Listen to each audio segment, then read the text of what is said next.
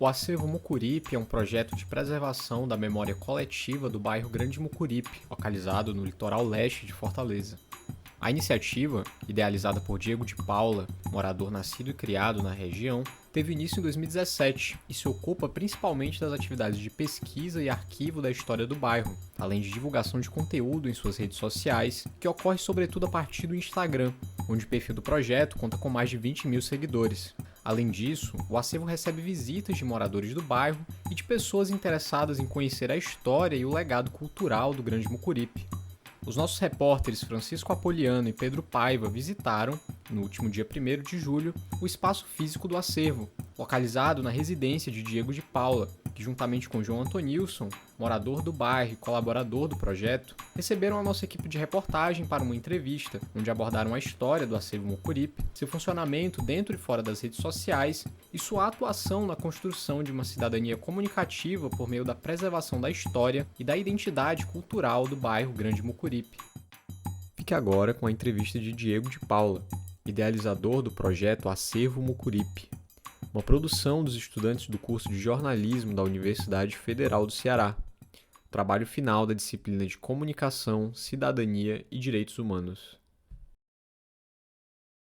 Qual é a proposta do Acervo Mucuripe? Como surgiu a ideia do projeto? O projeto do Acervo é um projeto de história e memória que fala sobre esse contexto de bairros, que hoje é chamado de Grande Mucuripe. Hoje não, há muito tempo, né? Só que ele vem reforçado também, né, esse termo, como uma forma, junto do acervo, para não se deixar apagar essa memória. Então, esse projeto ele começa em 2017 e na história desse lugar ele é o segundo a existir.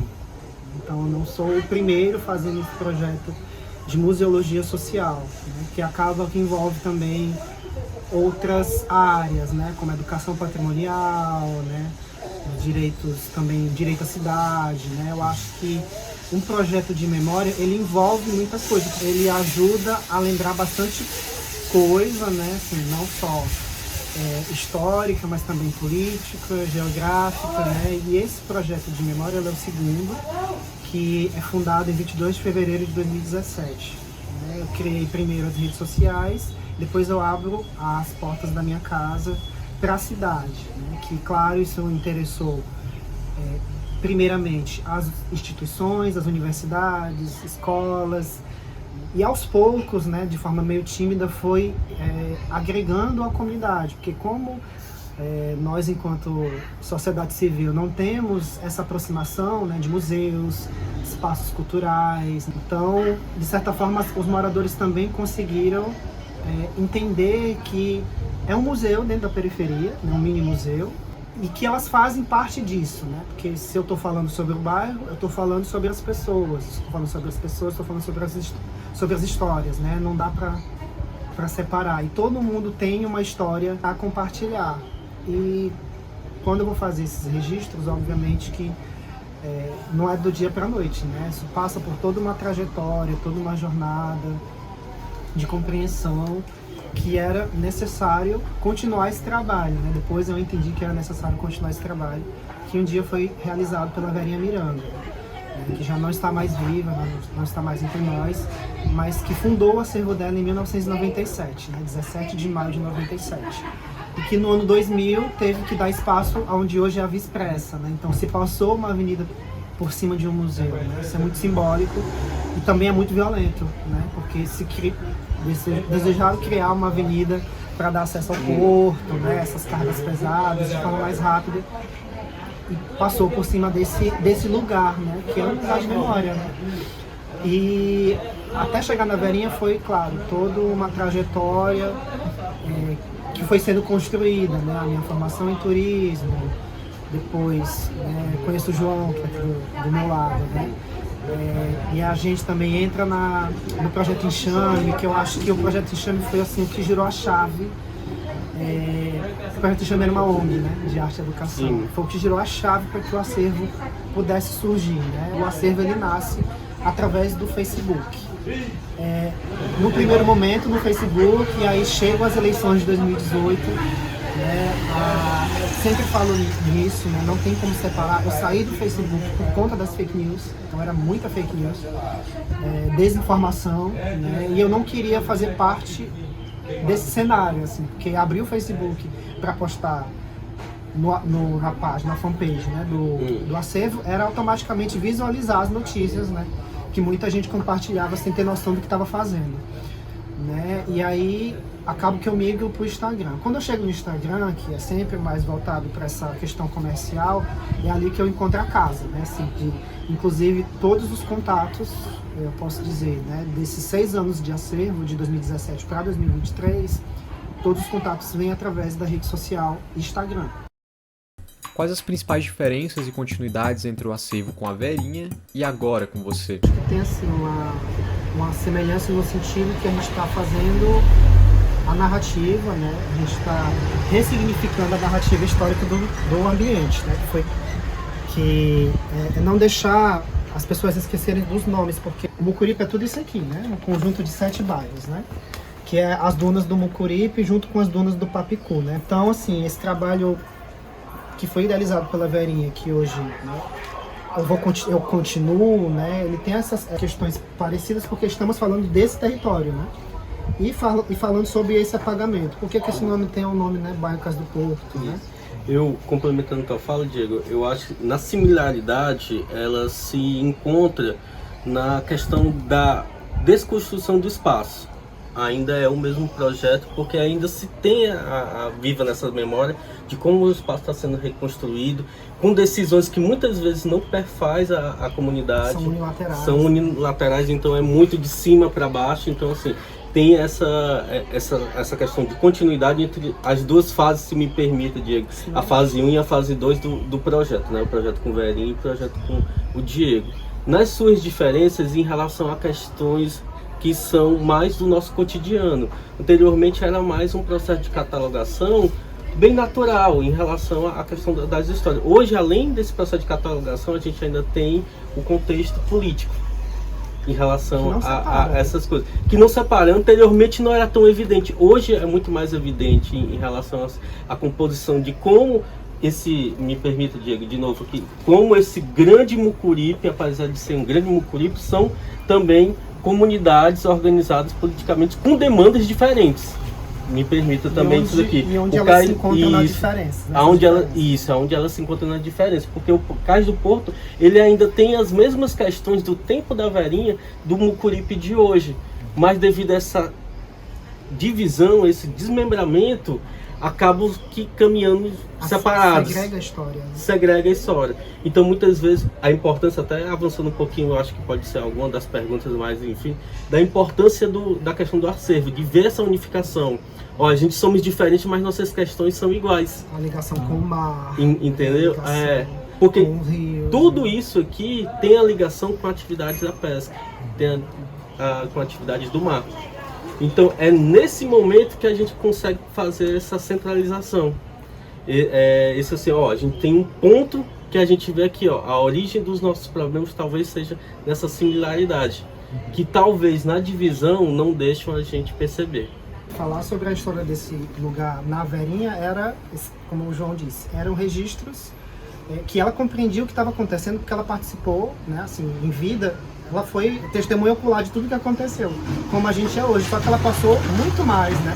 Então ela viu praticamente o porto sendo, né, concluído, ela viu a Avenida Beira-Mar nascendo, né? Portanto que ela é uma das removidas, né, da Avenida Beira-Mar. A Via-Expressa. A Via-Expressa, né? Ou seja, ela foi vítima desse projeto urbano, né? Que é um projeto que traz esse contexto de desenvolvimento, né? Só que aí acabou que se criou uma avenida que se rasgou a cidade, né? Então ela viu a Refesa chegando, né? Que são os trens, a esplanada do Mucuripe, que hoje é o Moinho Dias Branco, né? A Petrobras, ela conseguia perceber tudo isso, né?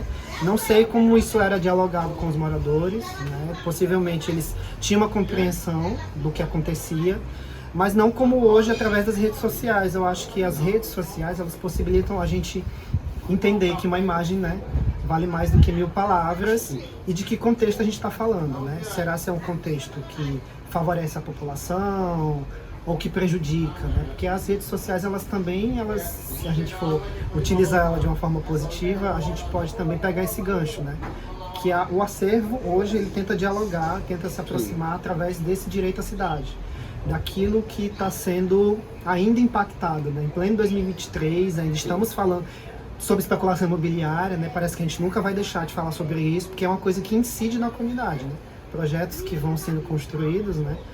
O possível estaleiro que não deu certo, não serve luz, mas que viria, né? O prédio de 52 andares, como isso tem uma ligação, né? Então, Verinha viveu essa primeira fase, né? Essas primeiras grandes intervenções, e agora a gente vive essas outras grandes intervenções e o espaço, né, sendo ali sufocado, né? Porque se uma intervenção acontece, às vezes ela não inclui, ela exclui quem está no ambiente, né? Justamente pela falta de diálogo. Exato. Porque isso não é conversado com a gente. O projeto do Acervo promove, em sua página do Instagram, a divulgação de conteúdo de moradores do bairro, como fotografias, textos e anúncios de pessoas ou animais desaparecidos. Como é que você avalia esse tipo de contribuição na construção de uma comunicação mais participativa? Muita gente pede para divulgar muita coisa aleatória, acaba que o acervo tem que passar por esse filtro, né? Inclusive o filtro da violência também, né? Porque para isso já tem páginas policiais, né? Então, qual que é o objetivo do acervo? É mostrar a guerra entre, né? Não, é potencializar a cultura que existe aqui, né? Essa identidade que existe aqui. Inclusive, muitas dessas solicitações também são demandas. Diego pesquisa aquilo, Diego pesquisa isso aqui, acolá. Às vezes acabam trazendo demanda, e aí não, bora aqui ressignificar, bora mudar um pouco disso. Ao invés de você trazer a demanda, me ajude a construir isso, porque diminui um pouco do peso, né, que fica em cima dessas costas aqui. E aí, por exemplo, tem fotos para você compartilhar. Às vezes, quando não é um conteúdo ali de ações, né, às vezes sociais, locais, né, vinda de instituições, de órgãos, né, públicos, quando são fotos, quando são textos, que as pessoas me pedem para ir até o local, que muitas das vezes eu tenho essa dificuldade por conta de ser uma pessoa só, né, registrando muita coisa toda hora. Eu vou através do online, eu digo assim: eu não sei tirar foto, eu não sei escanear. Pronto, eu vou passar para você aqui o tutorial do aplicativo para você aprender, né? Porque aí você vai escanear não só as coisas do acervo, mas principalmente as suas, né? Seus documentos, seus papéis. Eu tento, de certa forma, minimamente tirar um pouco desse trabalho que está centralizado ainda em mim, até hoje, né?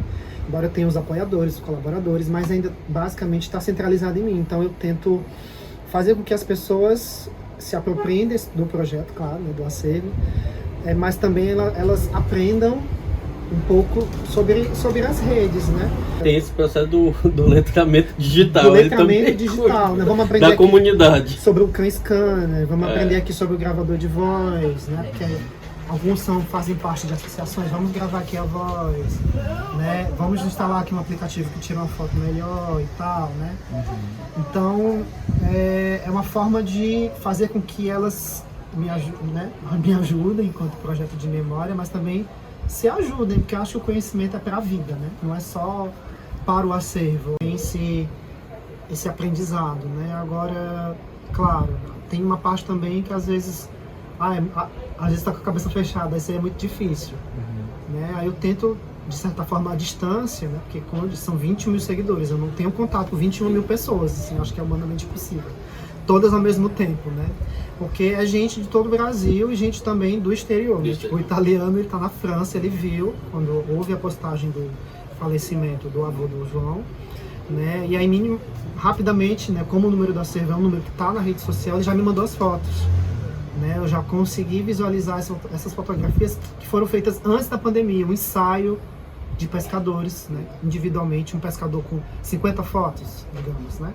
E aí ele fez esse ensaio e compartilhou. Então, eu acho que a rede social é isso, né? É usar ao nosso favor, né? Sim.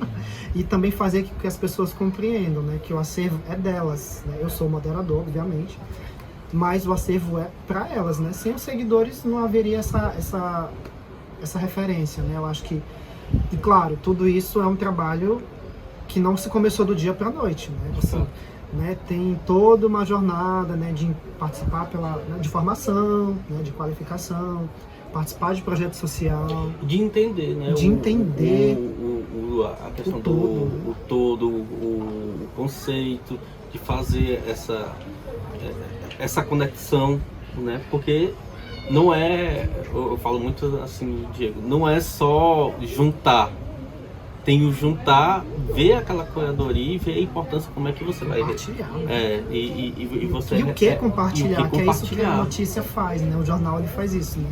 Ele junta e ele compartilha e ele decide como veicular, né? Por qual via ele vai veicular, né? Porque se pela via do sensacionalismo, né? Ou sei lá, sabe? Eu acho que tem o acervo também entra dentro desse contexto da comunicação comunitária, né? Porque é tentar, claro, potencializar só o que tem de bom. Porque o que já tem de ruim já tem muita gente fazendo, né? Já tem muitos outros veículos, né? É o mais fácil. Barra Pesada, acabou Barra Pesada, mas existem outros canais, né? Então, eu acho que dá para tentar ressignificar essa história, reconstruir essa história que está sendo apagada, né? Ainda existe esse processo de apagamento, né? Para que a gente não compreenda o nosso lugar, não só de fala, mas o nosso lugar nesse contexto, né? Dentro da cidade, né? Eu estava até comentando com o João e com outra pessoa também, né? Eu acho que, não me lembro se foi com o João, mas, por exemplo, o Grande Mucuripe, ele tem sociólogos, né? Então, se faz uma reportagem sobre aqui, por que eu vou chamar um sociólogo de fora? Né? O Grande Mucuripe tem os turismólogos, né? Aí fazem um evento sem os turismólogos daqui, sabe? Eu sempre fico tentando puxar para a comunidade, que tem potencial na comunidade, tem gente profissional, né? Isso às vezes, muitas das vezes, é um problema, assim, né? Porque fazem entrevista com a gente enquanto sociedade civil, mas pegam uma opinião de um arquiteto não sei das quantas que mora no extremo sul da cidade. Mas o que tem já tem gente formada em arquitetura, que trabalha, sabe? Gente da comunicação também, né? Então acho que dá para priorizar, né? Assim, sempre colocando os meus, né? Sempre colocando os meus para que eles também falem, não fiquem centralizados só na gente, né? Porque tem muita gente nesse contexto, né? Nesse território, que também merece também essa visibilidade. Eu acho que a página ela vai tentar direcionar para isso, né? Para não ficar só uma pessoa sendo vista, não, são várias pessoas construindo, né, nos seus pontos distintos, mas sobre a mesma coisa, né? Sobre essa compreensão territorial.